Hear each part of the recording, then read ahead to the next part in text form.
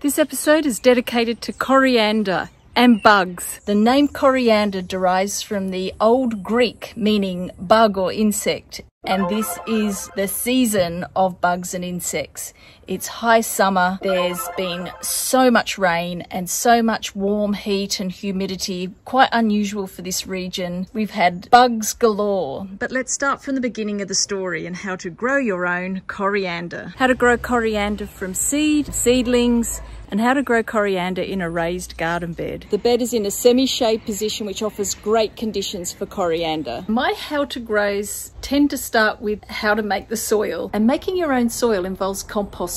The upside is it's free and it gets rid of a lot of waste out of your household. I mean, you can always buy soil. I don't love the plastic bags, but you know, you do need it from time to time. It's convenient and I can't make enough soil. I don't buy soil for my raised garden beds because that's very expensive to fill a bed this size with soil. Over a certain amount of time, I just fill them up with a lot of sticks and leaves. You can treat them like a compost bin. You can have a very hot compost bin where things break down too fast. That's probably not what you want for this bed. You don't want your plants to get too hot in the bed, and you don't want the soil to come down too low from the top. These black bins are a hot composting bin. I tend to reserve all the food matter and stuff I'm breaking down from household waste for the compost bin. Composting can get very scientific, but if you stick with the principle that everything breaks down eventually, it lets you relax and just have a go. All compost needs a mix of carbon and nitrogen. Carbon's things like all the brown leaves, sticks, cardboard boxes, and nitrogen are things like your household scraps, chicken poo, green leaves. So I go for 80% brown and about 20% green. The raised beds are a form of compost bin, but I add less nitrogen, and that's because I don't want it to be too hot and I don't want it to break down too fast. I'm building up the bed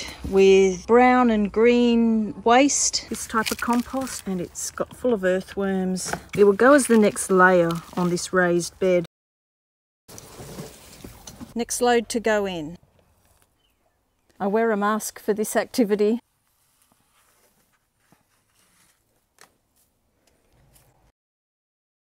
Coriander's part of the parsley and carrot family, and definitely parsley is another one that I think does better in semi-shade. You buy them cut and cook, get purchased quite a bit in my household, probably not by me but by others, and they get used to about this extent, and then they'll often end up on a windowsill and deceased. And so I'm going to see if I can resurrect it in this bed as well. I dig into a no-dig bed. I dig into a no-dig bed. I make a hole touching the composty base at the bottom, and I'm going to make the hole quite large because I don't want the plant touching too much of the edge of the straw. The plant is going to go in with some soil each side.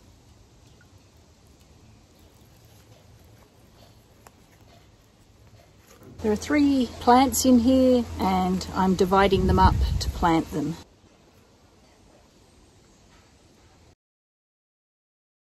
And keep the whole thing moist, as raised beds will often dry out a lot quicker. There we have it, a good use of a semi-shade position. I'm growing some coriander seeds. I bought a large bag of seeds from the Whole Foods store for about $1. I'm going to cover this with some more soil. 8 days later, 2 weeks later. In this space, I'm going to plant some coriander seeds, if you can hear me over the chicken. I know this spot is very popular for parsley, so it should be good for coriander, just outside my front door. What are you spraying it with, Julie? Dishwashing liquid, oil, and... Because we've had such a lot of rain and humidity, we have had an outbreak of chicken mites in our chook pen. This is the first outbreak I've had, and I've had chickens for about 8 years. And so I've just thrown a few different remedies at it, but they're quite tough to get rid of. And so I'll go through some of the processes without using chemical insecticides. And our kind neighbour has given us some wormwood to put into the nest. Diatomaceous earth is perhaps a relatively safer alternative than a chemical insecticide, although it does have its drawbacks and some really good advantages. There's a form of sand that contains fossilized algae. It has a food grade quality, which some people like to eat as a dietary supplement, and in industry it's often used as a filtration for water. The outbreak of mites in the coriander patch came from sugarcane mulch that I was using in the chook pen. I didn't realise we had mites at that stage. It's best not to spread mite-ridden straw around your garden. A lot of people recommend bagging it in plastic and taking it to landfill, or perhaps bagging it in plastic and leaving it out in the sun as a way of killing the mites. It doesn't work all that well in the rain. I've had to reapply it about 3 times, and each time I've noticed a decline in the numbers.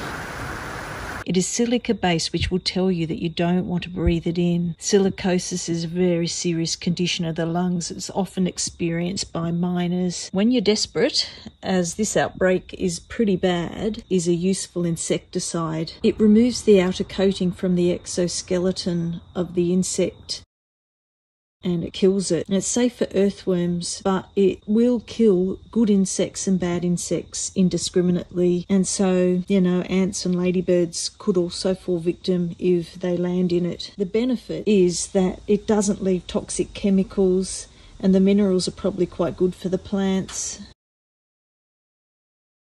And now a recipe.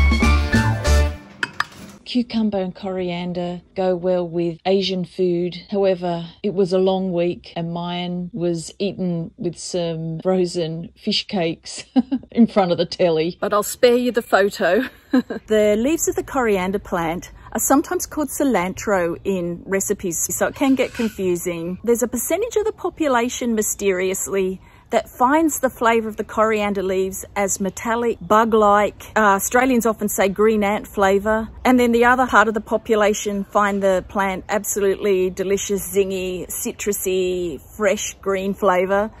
And so there is a divide. It's a polarising plant in that way. The seeds are also edible and they're delicious in curries and other dishes. They have a very different profile to the leaves of the plant, and they're not interchangeable in recipes.